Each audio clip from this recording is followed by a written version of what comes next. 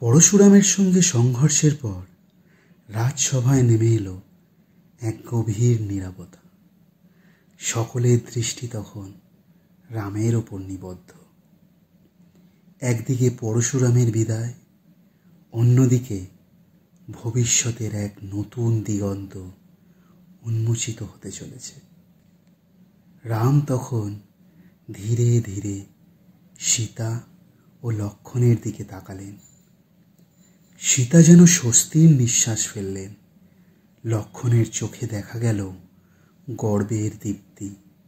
রাজা জনক হাসলেন এবং বললেন, রাম, তুমি শুধু আমার জামাতা নও, তুমি এই জনকপুরেরও গর্ব। এখন সময় হয়েছে, তুমি তোমার জন্মভূমি অযোধ্যায় ফিরে যাও। রাজা দশরথ তোমার জন্য অধীর আগ্রহে অপেক্ষা করছেন। রাজ্যবাসী, মন্ত্রীরা, সভা সদস্যরা সবাই রামের প্রশংসায় মুখর হয়ে উঠল। অযোধ্যায় ফিরে যাওয়ার জন্য রাজা জনক এক বিশাল যাত্রার আয়োজন করলেন।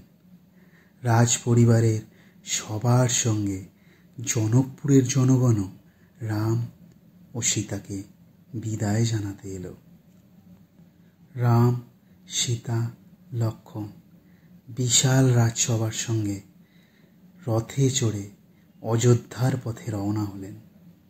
পথে পথে মানুষের ভিড়, ফুল ছিটিয়ে সবাই তাদের অভ্যর্থনা জানালো।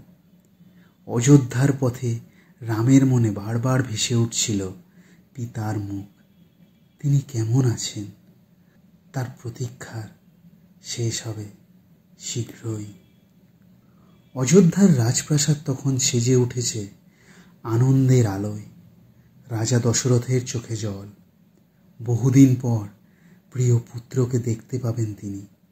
কইকেয়ী, কৌশল্যা, সুমিত্রার মুখেও আনন্দের ঝলক।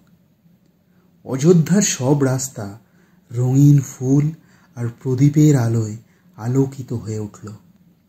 রথ এসে পৌঁছানোর সঙ্গে সঙ্গেই রাজা দশরথ নিজে এসে রামকে বুকে জড়িয়ে ধরলেন। আবেগে তিনি কিছুক্ষণ কথা বলতে পারলেন না। তারপর বললেন,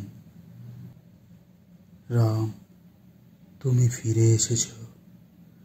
তোমার ফিরে আসাই আমার জীবনের সবচেয়ে বড় আশীর্বাদ। এরপর সভায় গুরু বশিষ্ঠ রাজাকে বললেন, মহারাজ, এটাই উপযুক্ত সময়, রামের রাজ্যাভিষেক সম্পন্ন হোক। রাজসভায় উপস্থিত সবাই একসঙ্গে বলল, হ্যাঁ, রামই হবেন আমাদের ভবিষ্যতের রাজা। রাম সবার দিকে তাকালেন, চোখে এক অদ্ভুত শান্তি। তিনি বললেন, আমার দায়িত্ব হবে রাজধর্ম রক্ষা করা। প্রজাদের সেবা করাই হবে আমার প্রথম ব্রত। অযোধ্যা যেন এক মহোৎসবের নগরীতে পরিণত হলো। এক নতুন যুগের সূচনা হতে চলেছে। রামের রাজ্যাভিষেকের মাধ্যমে সত্য, ন্যায় আর ধর্মের এক নতুন অধ্যায় শুরু হতে চলেছে।